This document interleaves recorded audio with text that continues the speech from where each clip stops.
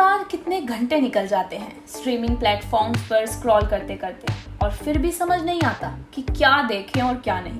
पहले के लोग परेशान थे इस बात से कि उनके पास देखने को इतनी चीजें नहीं हैं, और अब देखने को इतनी मूवीज और शोज हैं कि जल्दी से हम लोग चुन नहीं पाते कि क्या देखें।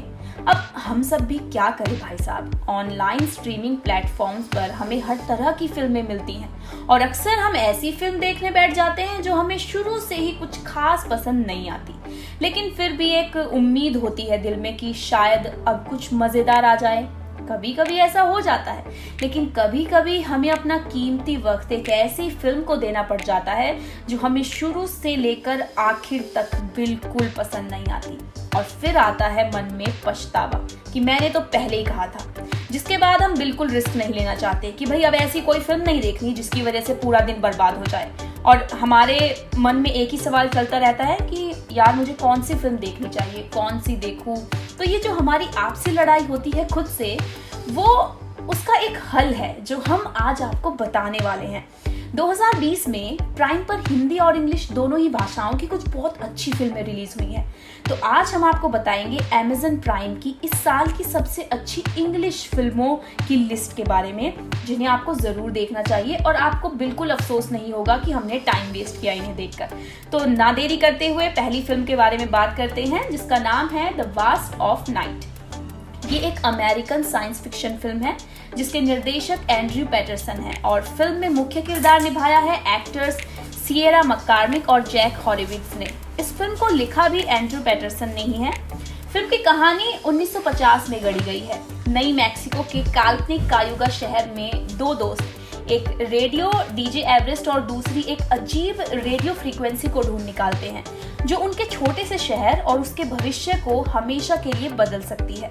फिल्म की कहानी थोड़ी थोड़ी केक्सबर्ग यूएफओ हादसे और फॉस झील से लोगों के लापता होने पर आधारित है। शुरू में ये मूवी हमें एक पुरानी साइंस फिक्शन मूवी जैसी लगती है, लेकिन थोड़े समय बाद में समझ आता है कि ये अपनी जैसी इकलौती कहानी है।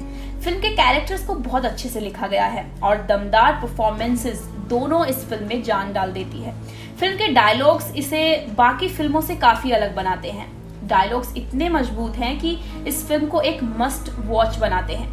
द वास्ट ऑफ नाइट को काफी कम बजट में बनाया गया है, लेकिन अंत तक ऐसा महसूस नहीं होता। हाँ, इंटरस्टेलर जैसी फिल्मों की तरह कोई स्ट्रॉन्ग एनिमेशन तो नहीं है, लेकिन कैमरा वर्क देखा जाए तो बहुत कमाल का है। रहस्य का जो माहौल बना के रखा है इस फिल्म ने और इसके एंगेजिंग डायलॉग्स, हम अच्छे से समझ सकते हैं कि अमेज़न ने इतना पैसा इस तरह की एक छोटी सी इंडी फ्लिक पर क्यों लगाया होगा। तो बढ़ते हैं अगली फिल्म की ओर, बैड बॉयज फॉर लाइफ। साल 2020 की सबसे अवेटेड फिल्मों में से एक। 25 साल से साथ काम करने के बाद मियामी के डिटेक्टिव्स माइक लॉरी और मार्कस बर्रेट वापस आ चुके हैं, लेकिन इस बार उनका मुकाबला है बहुत बड़े ड्रग लायर्स से जिन्होंने शहर पर राज करा हुआ है और वहां के लोगों को बहुत परेशान। ये फिल्म बैड बॉयज सीरीज की तीसरी फिल्म है और आखिरी फिल्म यानी बैड बॉयज 2 के 17 साल बाद रिलीज हुई है। सच कहा जाए तो धुआंधार एक्शन के अलावा इसकी पिछली दोनों फिल्में कुछ खास नहीं थी, लेकिन ये बिना किसी शक के सबसे अच्छी है। इस फिल्म की सबसे खास बात है इमोशनल ड्रामा, जो पहले पार्ट्स में नहीं था।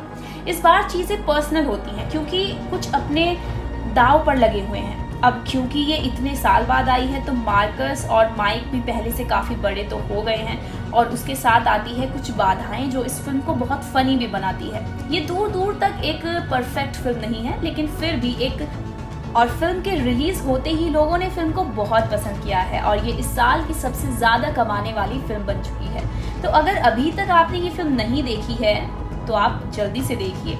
फिर बढ़ते हैं अगली फिल्म की ओर, ब्लो द मैन डाउन। तो स्वागत है आपका ईस्टर कॉव में। अपनी माँ के जाने का दुख और एक मुश्किल भविष्य, अब यही है मैरीबेथ और प्रिसिला कोनाली की जिंदगी में। इसके बाद दोनों टकरा जाती हैं एक बहुत खतरनाक आदमी से, जिनके बाद उनकी पूरी जिंदगी बदल जाती है।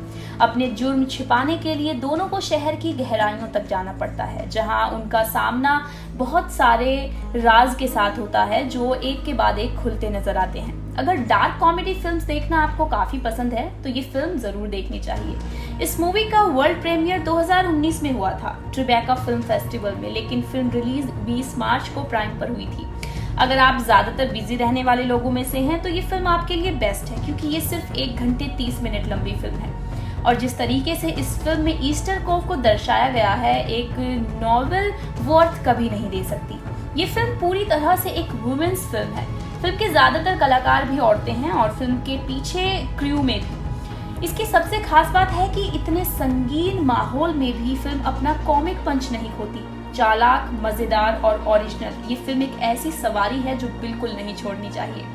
अगली फिल्म है 7500। 7500 एक खास फिल्म है क्योंकि ये जोसेफ गॉर्डोन लेविट की कमबैक फिल्म भी है। आखिरी बार वो 2016 में आई फिल्म सोड्रेन में दिखे थे। फिल्म की कहानी सिंपल ही है, लेकिन फिल्म को दमदार बनाया है जोसेफ की अदाकारी ने।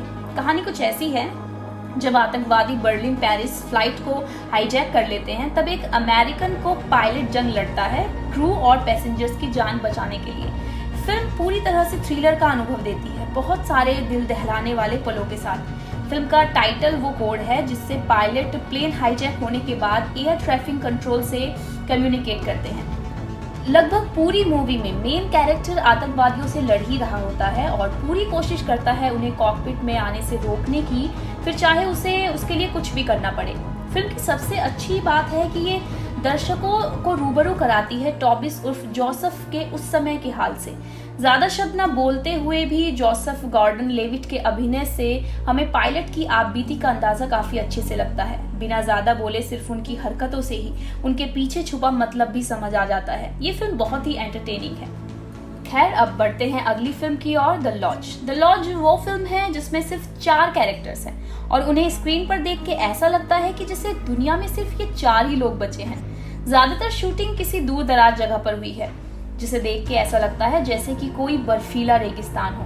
फिल्म की सेंट्रल कहानी उस तकरार से आती है कि 2 बच्चों को मां के देहांत के बाद अपने पिता की नई प्रेमिका के साथ रहना पड़ेगा।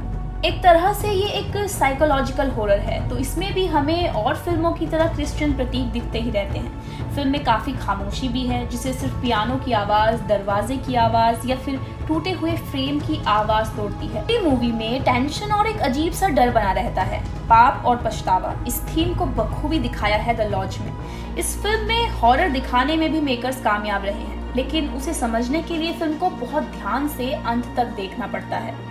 तो क्या आप भी इंग्लिश फिल्मों के शौकीन हैं और इस तरह की मूवीज़ देखना पसंद करते हैं? तो ये कुछ सेलेक्टेड मूवीज़ हैं जिन्हें आपको ज़रूर देखना चाहिए। और अगर आप इनमें से कोई भी फिल्म देख चुके हैं तो हमारे साथ अपना एक्सपीरियंस ज़रूर शेयर करें कमेंट सेक्शन के ज़रिए।